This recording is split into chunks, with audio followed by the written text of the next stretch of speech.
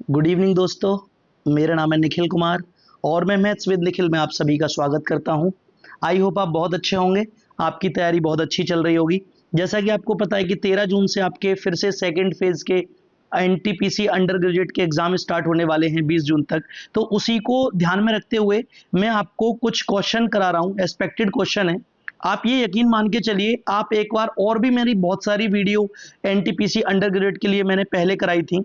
आप इन वीडियो को और जो मैं अभी करा रहा हूं इनको, इन सारी वीडियो को आप देख लीजिए। आप, मैं ज्यादा बड़ी बात नहीं कहता, एक भी क्वेश्चन रह जाए ना आपका एग्जाम पेपर में तो आप कमेंट कर देना मेरे कमेंट बॉक्स में। और एक और बात, अब मैं क्या करूंगा, मैं जो भी आपको जो वीडियो जो करा रहा हूं आपको, इस वीडियो की एज इट इज पीडीएफ मैं अपने वीडियो के डिस्क्रिप्शन में जाकर उसमें लिंक डाल दिया करूंगा पीडीएफ की। तो आप वहां से जाके पीडीएफ डाउनलोड करके एक बार उसको देख सकते हैं। आइए हम क्वेश्चन स्टार्ट करते हैं। और देखिए, पहला क्वेश्चन आपके सामने है। देखिए, पहला क्वेश्चन आपके सामने है कि 87,400 को ए, बी और सी के बीच इस प्रकार विभाजित किया गया कि ए के हिस्से का 4 गुना, बी के हिस्से के 9 गुना और सी के हिस्से के 3 गुना बराबर हैं। तो ए का हिस्सा बताइए। देखिए, कह रहा है कि ए के हिस्से का 4 गुना बराबर है बी के हिस्से के 9 गुने, जो कि बराबर है सी के हिस्से के 3 गुने के।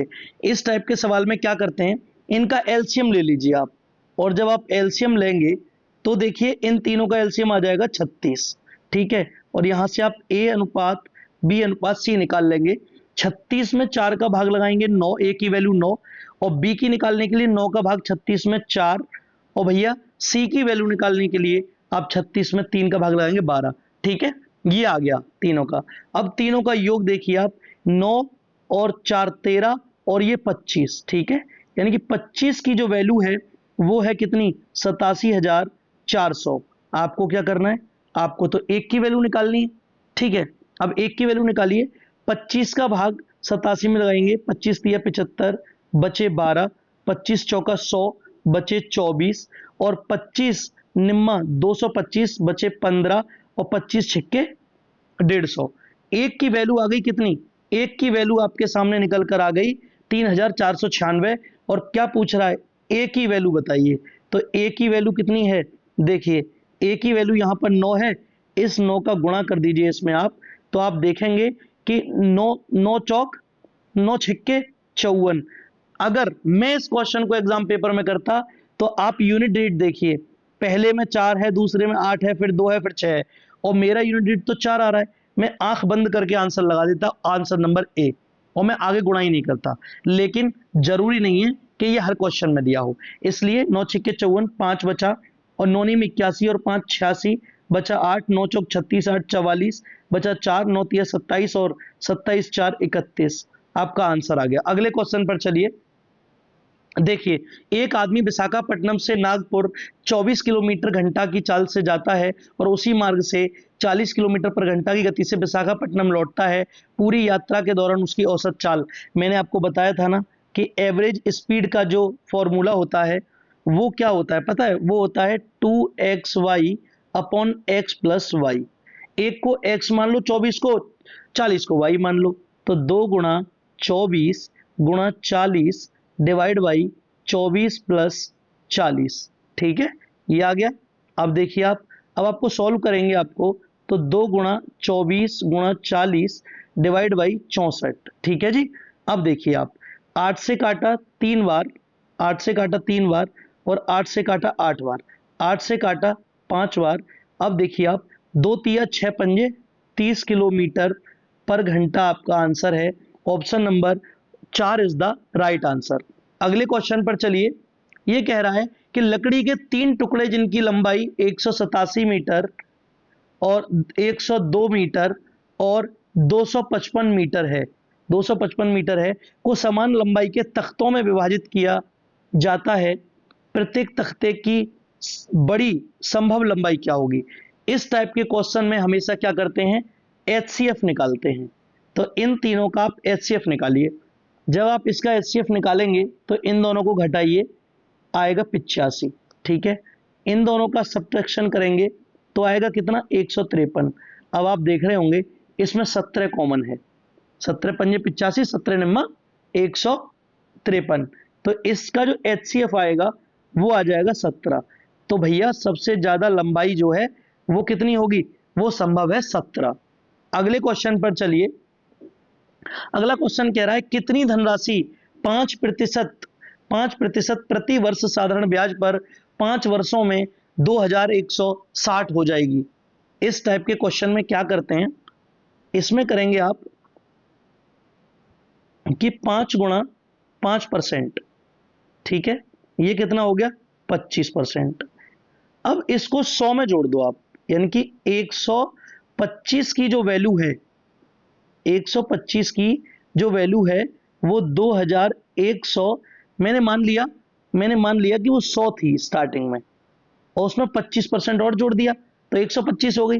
अब 125 की जो वैल्यू है वो 2160 है।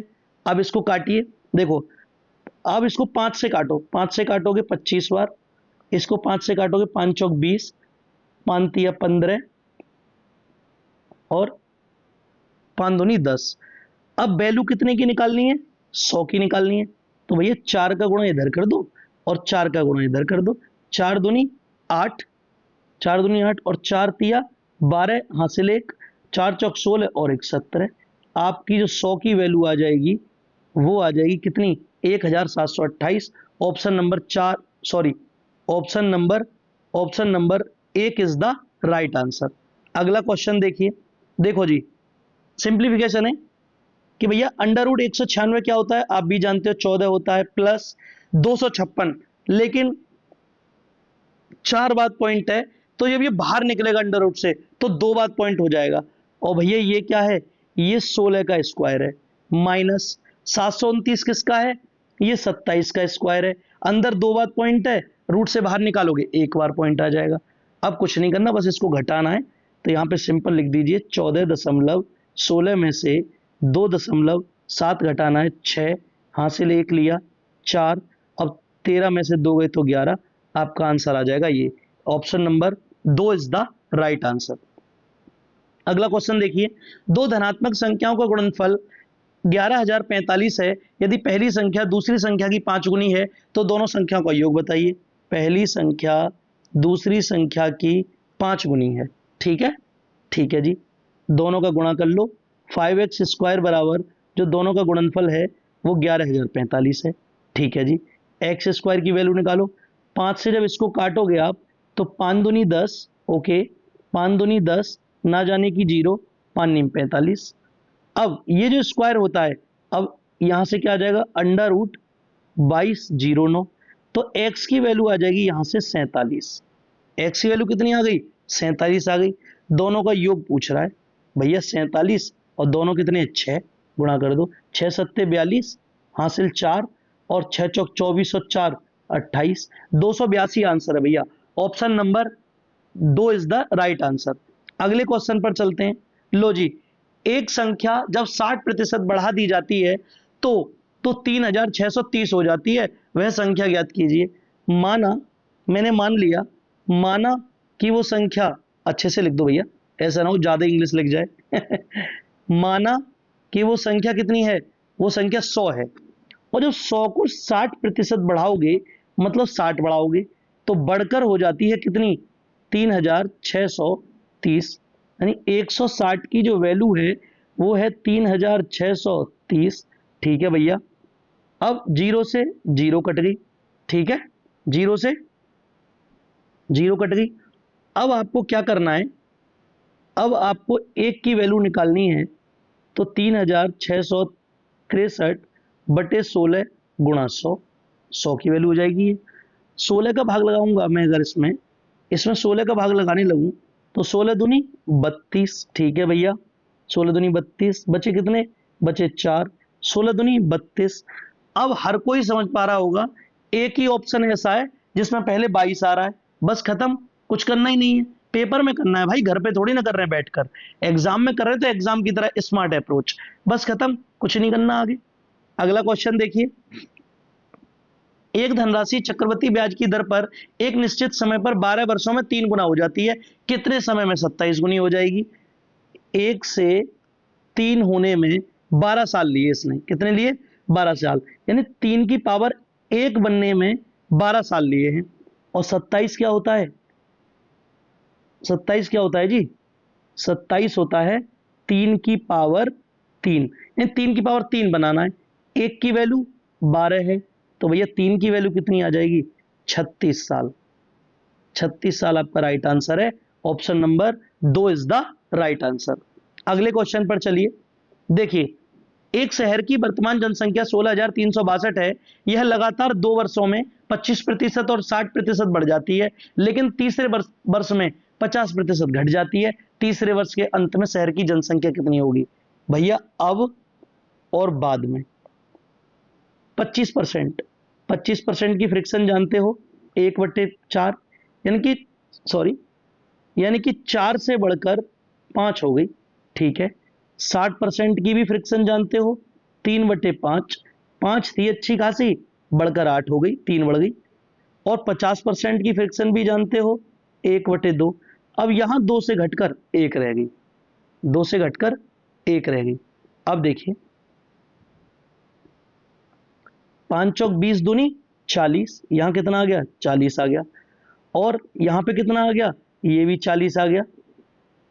यानी कि अब इसे यहीं से काट दूं तो 1/1 ही तो आ गया। अरे यार, 3 साल पहले अगर 16,362 थी, तो यार अब इसकी वैल्यू भी तो 1 ही है, तो ये भी 362 ही होगी। लो, सेम रहेगी। Option number 2 is the right answer. अगले क्वेश्चन पर चलिए। अरुण ने 180 रुपए प्रति दर्जन की दर से कुछ पेंसिलें खरीदी और उन्हें 18 रुपए प्रति दर से बेच दिया। उसका लाभ प्रतिशत बताइए। लो जी सीपी, लो जी एसपी। 180 की एक दर्जन खरीदी और 18 रुपए प्रति दर से बेच दी। भैया क्या करना है? दोनों में 12 का गुणा करो, दोनों में 12 का गुणा करो। 12 से 12 कट गया, यहां कितना आ गया? 180। और यहां कितना आ जाएगा? यहां आ जाएगा 216। भैया कितने का फायदा हो रहा है? इसको जो फायदा हुआ है, इसको जो फायदा हुआ है वो हुआ है +36 का। कितने पर? 180 पर। 100 का गुणा कर दो, परसेंटेज निकल आएगा। 36 एकम 36, और 36 पंजे, और 1/5 कितना होता है? 20%। लो जी, 20% आपका राइट आंसर है। Option number A is the right answer. अगले क्वेश्चन पर चलते हैं। क्वेश्चन देखिए आप, कि 552 की राशि को 3 व्यक्तियों में 19:11:18 के अनुपात में विभाजित किया जाता है। वितरण में सबसे बड़े और सबसे छोटे के हिस्से के बीच का अंतर बता दीजिए। कितना अनुपात है? 11:19:11:18। ठीक है, तीनों को जोड़ोगे तो कितना आ जाएगा? 48। और 48 की वैल्यू कितनी दी है? 552। एक की वैल्यू कितनी हो जाएगी? 552 डिवाइड बाई 48। भैया 2 से काटोगे कितनी बार कटेगा? 2 से काटोगे तो 276 बार कटेगा। 2 से काटोगे 24 बार कटेगा। ठीक है भैया, निकालना क्या है? निकालना है हमें कि सबसे बड़ा ये है और सबसे छोटा ये है। इन दोनों का अंतर कितना है? भैया 19 गुणा -8 अंतर है। 8 का गुणा करना है इन्हीं का, तो इन्हीं के बीच अंतर तो निकालना है। लो 3, और 3 से काटोगे तो 92 बार कट जाएगा। Option number 3 is the right answer. अगला क्वेश्चन देखिए जी। 3 की पावर 0 प्लस 3 की पावर -2 प्लस 3 की पावर -1 गुणा 27 का मान बताइए। किसी की भी पावर 0 हो 1 होता है। अब 3 की पावर -2 है, 3 की पावर नीचे आएगी। लो अच्छी तरह और बढ़िया तरह बता देता हूं ताकि सारे कंफ्यूजन दूर हो जाए, कोई बात नहीं है। लो जी, देखो, 3 की पावर 0 प्लस 3 की पावर -2 प्लस 3 की पावर -1 गुणा 27। ठीक है, देखो अब इसे क्या लिख सकते हैं? 3 की पावर 0 प्लस 3 की पावर² प्लस 3। ठीक है, गुणा 27। मैंने बड़े बच्चों वाला एकदम तरीके से बता रहा हूं आपको मैं इसे। किसी की भी पावर 0 हो 1 होता है। ये 1/9, ये 1/3। अब सबको 9 बना दो। 9 का गुणा यहां भी होगा, ये तो है ही। 3 का गुणा ऊपर होगा, 3 का गुणा नीचे होगा। ये क्या बन गया? ये बन गया आपका 9/9 प्लस 1/9 प्लस 1/9 3/9, 1/9 नहीं, यहाँ 3 आएगा थोड़ा सा, ठीक है। 3/9 गुणा कितना 27 गुणा 27, ठीक है। अब देखिए अच्छी तरह कर देता हूँ, लोग पहचान में आना चाहिए, गुणा 27, ठीक है। अब ये कितना आ जाएगा, 9 और 1 10, 10 और 3 13/9 गुणा 27, 3 बार कट गया और 13 तिया 39 is the right answer. Option number A is the right answer. अगले क्वेश्चन पर चलते हैं।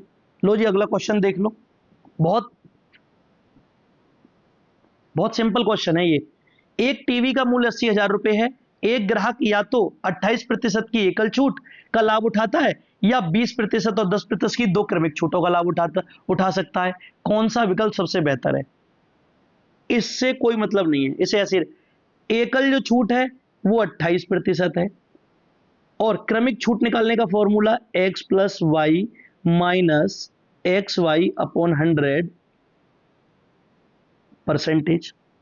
अब एक 20 है, दूसरा कितना है, दूसरा 12 है, 10 है, दूसरा 12 नहीं है 10 है, ठीक है 10 है। माइनस 20 गुणा 10 डिवाइड बाई 100, भैया दोनों जीरो से दोनों जीरो कट गई। 30 माइनस 2 क्या आ गया भैया 28%। ये भी कर्मक भी 28 आ गई, ये 28 थी। दोनों पे कोई फर्क नहीं पड़ेगा, दोनों पे कोई फर्क नहीं पड़ेगा, दोनों छूट समान है। Option number A is the right answer. पहले 166 सम संख्याओं का औसत बताइए। अगर अगर मैंने कहा था n विषम का औसत पूछे तो n ही होता है, n सम का औसत पूछे तो हो जाता है n+1। भैया 166 दिए हैं, सम का पूछा है, 166 + 1 167। Option number 2 is the right answer. ऐसे उड़ा दोगे, ऐसे उड़ा दोगे आप। देखिए सिंप्लीफिकेशन का क्वेश्चन, यार इसे सीधा करते हैं। 2 की पावर 4 प्लस, देखो ये जो है करके दिखाऊं क्या एक बार? चलो यार और अच्छे से समझो, कोई गुंजाइश ना रह जाए, बस आपके सिलेक्शन में किसी प्रकार की कोई गुंजाइश नहीं रहनी चाहिए। 2 की पावर 2 प्लस √8 की पावर 2 माइनस 3 √100 माइनस 19, ठीक है। देखिए ये 4 आ जाएगा प्लस, इस इस स्क्वायर से ये अंडर रूट कट जाएगा, 8 आ जाएगा माइनस, ये 3 गुणा 10 और माइनस का 19, 4 + 8 माइनस 30 माइनस 19। भैया आपको कुछ नहीं करना, ये हो गया 12, ये हो गए 49 माइनस 37 आपका आंसर है। Option number 2 is the right answer. अगला क्वेश्चन देखिए जी, कह रहा है कि ए एक काम को 12 दिनों में कर सकता है और बी उस काम को 21 दिनों में कर सकता है। यदि वे 3 दिन तक साथ काम करते हैं तो कार्य का कितना भाग शेष रह जाएगा? दोनों का एलसीएम 84, 12 सत्ते 84 और 21 चौक 84। अब दोनों दोनों क्या करते हैं, ए प्लस बी ने 3 दिन तक साथ काम किया, कितना काम कर देंगे, 7 + 4 गुणा 3, यानी कि 11 तिया 33 काम कर दिया भैया। 33 काम कर दिया तो कितना बचा, 51 काम बचा। और यही पूछ रहा है कितना भाग बचा, भाग पूछ रहा है, बस कुछ नहीं करना आपको। 51 बचा 84 का, ठीक है। 17 तिया 51 और भैया 28 तिया 84। Option number C is the right answer. अगले क्वेश्चन पर चलते हैं। एक दुकान में एक साइकिल का मूल्य 4300 है जिस पर 12% की व्यापारिक छूट है। छूट की राशि बताइए। यार छूट की राशि पूछिए, बस 4300 का 12% निकाल दो। छूट की 12 तिया 36 हासिल 3 और 12 चौक 48, 48 और 12 तिया 36 हासिल 3, 12 चौक 48, 48 और 3 51, 516 is the right answer. Option number 4 is the correct answer, ठीक है। लास्ट क्वेश्चन है, देखिए ये जो क्वेश्चन है ये निम्नलिखित माध्यिका पूछी है। माध्यिका का रूल क्या होता है? सबसे पहले ये जो नंबर दिए हैं इनको गिनो, 1 2 3 4 5 6 7 8 9 10 11, ये n बराबर 11 है। तो मध्यिका निकालने के लिए क्या होगा कि इनको सबसे पहले एक और ऑर्डर में लगाते हैं, इसको यानी इसको लगाते हैं हम आरोही क्रम में। आरोही क्रम में लगाने के लिए कैसे लगाओगे, देखो सबसे छोटा नंबर क्या है, सबसे छोटा नंबर 15, ठीक है जी 15 हटा दो। उसके बाद 15 के बाद है इसमें 24, ठीक है जी 24 भी हटा दिया। तीसरा नंबर इसमें सबसे क्या है, फिर 30 है, ठीक है 30 भी हटा दिया। उसके बाद 39 है, ठीक है जी 39 भी हटा दिया। उसके बाद 40 है, ठीक है जी 40 भी हटा दिया।